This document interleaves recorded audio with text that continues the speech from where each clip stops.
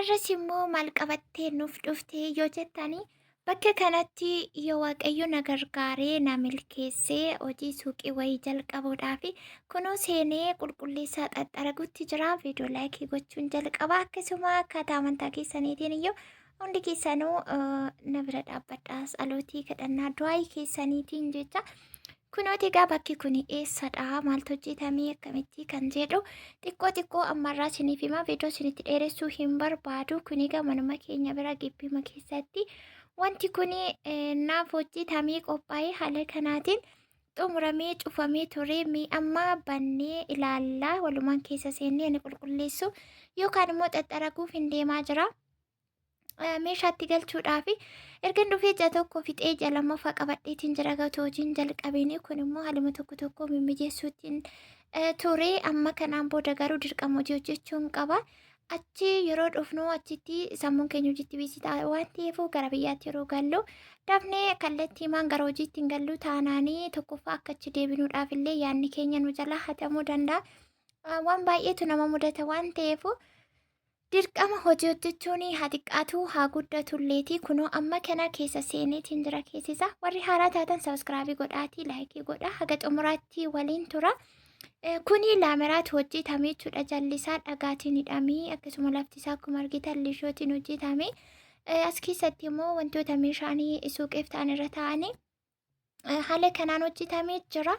Keessa immoo gakkootota waan fedhetu nam'ee jira jechuudha. Akkuma argitan kana cufamee mataa ture. As kana hampuuliin kan tabalaashee haaraan kan manarraa fi maali kuni kornisi isaatirra keessatti akkasitti sharaatiin waxxaramee jira. Amma kutokotee as keessa jiru kana keessaatii sassaabii torban kana keessa egaa yoo Waaqayyo na gargaaree na milkeessee qodaa itti galchuuf hojii jalqabuudhaaf kan ammoo gochuu fi agam fixee agamsi gaafatee baasii agamii wacii agamiin laameraa kana jala dhagaatiin ta'ee akkanatti xumuramee yoo jettan ta'e ittaan sinii deebi'aas kun immoo maskootiidha jechuudha. Karaa banuu alatti filafiitii isaa karaa guddaatu jira.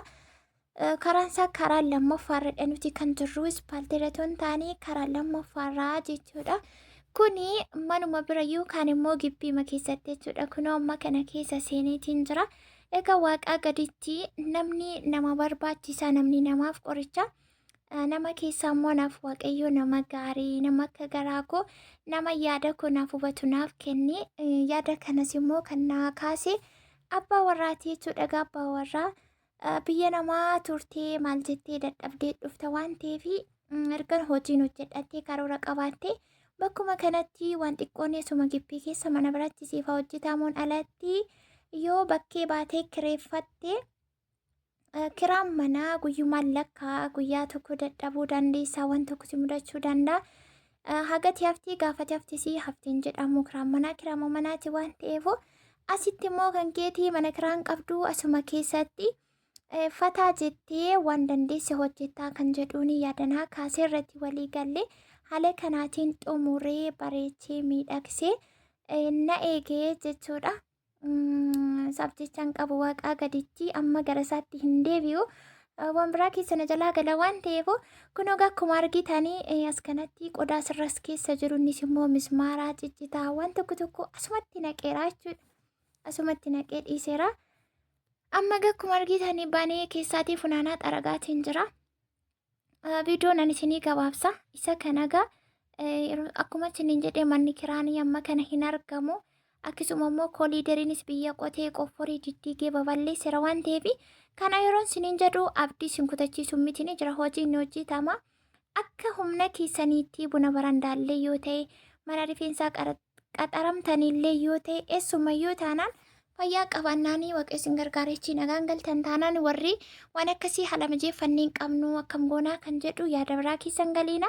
Inni guddaan isin barbaachisu fayyaa qabaachuu keessan nagaa fayyaa keessan hojii sinaa galchuuti. Itti aansee immoo waan dandeessan hojjechuu dandeessu biyya ofii keessatti inuma jiraataman barbaadayyuu yoo ta'e kunoo feestaalii anillee meeshaa kan kaargoorraa fide hunda isaa gadiin bittinsinee jechuudha. Asuma keessatti naqee akkasuma caammaan illee lafa gugguutee jira. Caammaan daddarbatu anumadha asumatti yeroon gadi ba'ee ol deebi'u achuma darba'een olan darba gara manaatti achuma darba'een olan darba. Kanuma keessatti zirigrikiin as keessatti baay'atee egaa abidoo kaatikaatti gochaa amman xumuraa jechuudha keessa isaa qulqulleesse. Innaa kana fakkaataa kuni suuqiidhaaf kan ijaarame baay'ee bal'aadha garuu keessa gaggalagalee akka itti waraabuu fi hojjechuun naaf mijachuu dide. Kaameraa bakkuma tokko kaayeetini jechuudha. Irra kaameraa maanii hin qabu qofuma kootti hin jira bakka kana. Kunoo shunkurtiillee dhaabee ofiisaatii jechuudha gibbii keessaa kan dhaabee tures kana kaayee ture qullubbii adiidha. Isallee kaasee kunoo caammaa kollee lafaa sassaabee ol naqee ragaa. Adeemsa keessa immoo waan hundumaa bakka bakkatti gochaan deema. Kutunni nama rakkisa jechuudha. Yeroo tokkotti xumuruuni haala kanaatiin xaxxaragaa qulqulleessaan jira. Isin immoo isa jajjabeessaa fakkeenyoo isinii taate yoo jaallattan ta'e laayikii godhaa yaada keessan. Akkasumallee laamiraan kun maallaqa gamii akka fixee muka isaa wajjiniitiin irrisaa qorqorroodha. Irri qorqorroo jallisaa girgiddaan isaa kunoo akkuma argitan laamiraa. Agaatiin immoo hidhamee kuni maskootiidha. Karaa keessaan immoo barrii guddaa qabaachuudha. Karaan jalqaba seenii sana barrii guddaa kun immoo maskootii. Karaa itti meeshaan gurguramudha mitiire. Bakka laameraan kun itti ijaaramee jalqabaa biqiltuu baay'ee bareedaa hababa baay'ee namatti toluuf nama hawwatu wayiitu ture. Isaa achitti ciree balleessee yaaduma koo deeggaruudhaan achi ciree balleessee bakka kanatti haala kanaatiin bareechee bakka yeroo nani mana kanatti dhufu manni akka namni keessa jiraachaa ture wanti hundumtuu xumuramee baay'ee kan namatti toluu fi mana ho'aatti jechuudha kanan dhufe.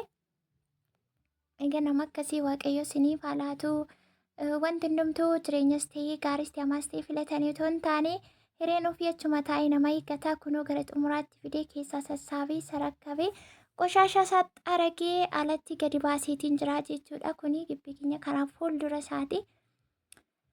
Akkasittiin qulqulleesseetii jira jidduu kana gaa yoo waaqayyo jedhee isinis immoo kadhannaa keessaniitiin si'a milkeessuu jechaati. Meeshaa walumaanii itti galchinaa jechuudha amma kana kunoo kanarra gaheetiin jira manni nutti aanee jiru kuni kan ollaa keenyaati. Kunoo keessa isaa kunoo haala kanaan keessa gaggalagalee waraabuun natti hin tolle viidiyoon xumuramee jira kan dhufutti nagaa ta'a.